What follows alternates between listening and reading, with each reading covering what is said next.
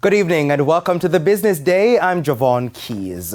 We begin with some company news. Regency Petroleum Limited, RPL, is looking to further diversify its service offerings in its current financial year.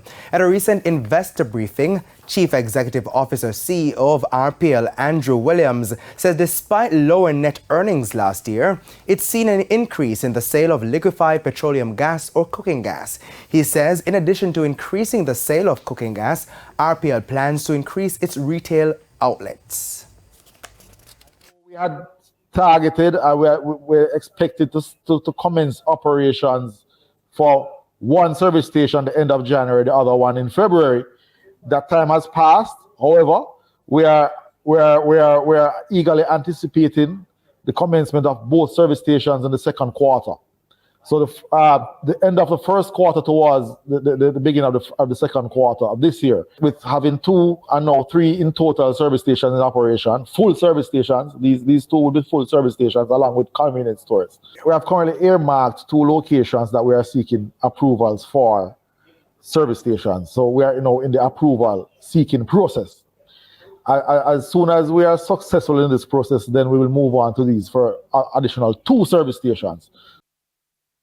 He says upon completion, customers can also expect the sale of additional ex-refinery products. Now, RPL's post-tax earnings amounted to $56.3 million, 4% lower than the $58.9 million earned in 2021. Now, revenues for the year were valued at $681.1 million versus $606.6 million in 2021. And to the U.S., Facebook's parent company Meta Platforms has announced a second tranche of major layoffs. On Tuesday, the company says it plans to cut 10,000 jobs this year. This will bring the total job cuts by Meta to 21,000 after the technology firm announced in November it was shedding 11,000 posts. The layoffs come as the tech industry braces for further economic slowdown due to rising interest rates. The news sent up Meta's shares by 6% as investors hope for a more streamlined and efficient operation from the company. The job cuts are part of a general restructuring being carried out by Meta as the company froze hiring, halted lower priority projects, and reduced middle management. Now, despite the cost-cutting measures, Meta is, however, keen on the metaverse-oriented Reality Labs unit, pumping billions of dollars in the segment despite the company's $13.7 billion loss in 2022.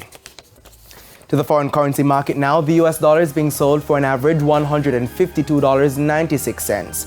$111.38 is the going rate for the Canadian dollar, $185.41 for the pound, while it's costing an average $163.50 for the euro.